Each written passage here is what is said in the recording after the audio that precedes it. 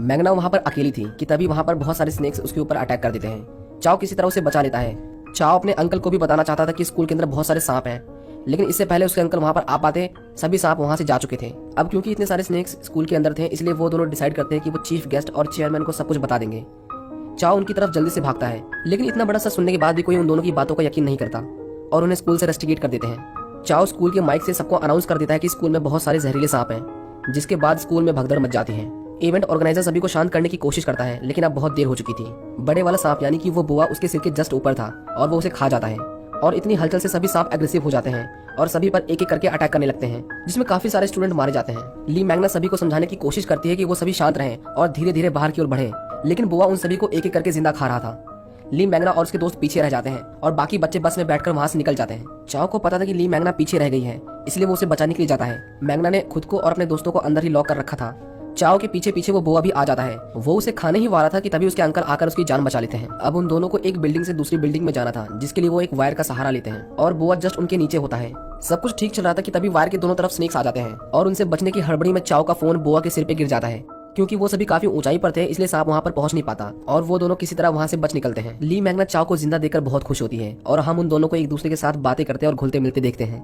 मासू और उसका बॉयफ्रेंड एक दूसरे के साथ होते हैं। ये वही लड़का था जिसे शुरुआत में चाओ ने पकड़ा था, लेकिन उन दोनों के ऊपर भी स्नेक्स अटैक कर देते हैं। वो दोनों भागते हुए बाहर निकल जाते हैं, जहाँ पर चाओ से उनकी मुलाकात होती है। चाओ सभी को अपने कपड़े चेंज करने की रिक्वेस्ट करता है ताकि वो सभी उन कपड़ों में कंफर्टेबल हो और जल्दी दौड़ सकें, लेकिन इतना सब कुछ करने के बाद भी सब उसे एक सिक्योरिटी गार्ड ही समझते थे और कोई भी उसके इंस्ट्रक्शंस को नहीं सुन रहा था। चाओ इमरजेंसी टीम को कांटेक्ट करता है, लेकिन उन्हें आने में अभी भी कम से कम 2 घंटे का समय लगने वाला था। जियाओ किसी की भी नहीं सुन रहा था। उसके पास कार की चाबियां थी, जिसकी वजह से सभी उसके पीछे पीछे चले जाते हैं।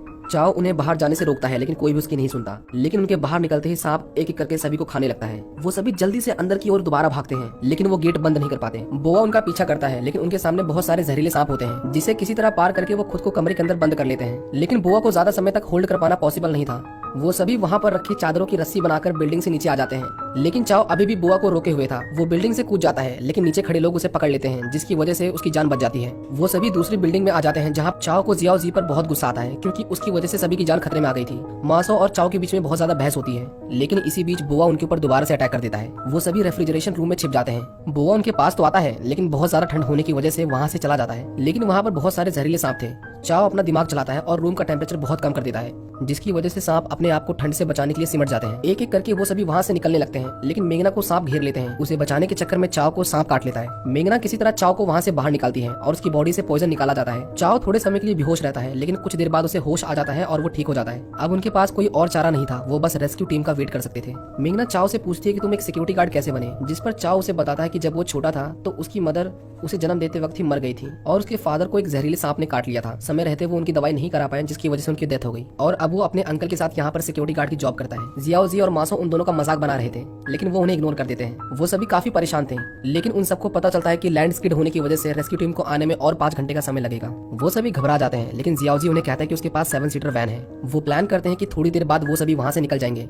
इसी बीच मासो अपने बॉयफ्रेंड को किसी और लड़की के साथ चीट करते हुए देख लेती है। मासो को उसके ऊपर इतना गुस्सा आता है कि वो उसे सांप के पास फेंक देती है। वो सभी किसी तरह पार्किंग तक पहुंचते हैं, लेकिन वहाँ पर कोई 7 सीटर वैन नहीं थी, बल्कि एक 2 सीटर कार थी। चाओ जियाओ जी को मारने लगता है, क्योंकि उसने सभी को झूठ बोला था। वो दोनों आपस में लड़ ही रहे होते हैं कि तभी वहाँ पर बुआ आ जाता है और वो जियाओ जी और मासो को खा जाता है। बाकी लोग वहाँ से भागने की कोशिश करते हैं, लेकिन बुआ उनके सामने खड़ा होता है। चाओ के अंकल उसके ऊपर फायर क्रैकर्स शूट करने लगते हैं, जिसकी वजह से बुआ डिस्ट्रैक्ट हो जाता है, लेकिन बुआ उनका पीछा करने लगता है। चाओ उन्हें बचाना चाहता था, लेकिन वो कुछ नहीं कर पाता। चाओ अपना आपा खो देता है, क्योंकि उसने अपने अंकल को खो दिया था, जो हमेशा उसके साथ खड़े होते थे। मेघना किसी तरह उसे शांत करती है, लेकिन चाओ बहुत ज्यादा दुखी था, क्योंकि उसके अंकल ही थे जिन्होंने अभी तक उसका साथ दिया था और अभी तक शायद उन्हें वो सांप मार चुका होगा। वो सभी डिसाइड करते हैं कि वो अब किसी रेस्क्यू टीम का वेट नहीं करेंगे। वो सभी फायर क्रैकर्स इकट्ठा कर लेते हैं और उन्हीं से वेपन्स बनाकर बुआ का सामना करने जाते हैं। बुआ उन्हें देखते ही उनके ऊपर अटैक कर देता है और वो भी उसके ऊपर फायर क्रैकर्स की बारिश कर देते हैं, लेकिन उसे कुछ भी नहीं हो रहा था। काफी देर तक हमला करने के बाद फाइनली वो बुआ को मार डालते हैं। वो सभी काफी खुश थे कि उन्होंने सांप को मार दिया, लेकिन वो बुआ दोबारा से जाग जाता है और उनकी टीम से 2 लोगों को खा जाता है। चाओ फाइनली स्टेज पर लगे हुए फ्यूल टैंक्स को बुआ के ऊपर गिरा देता है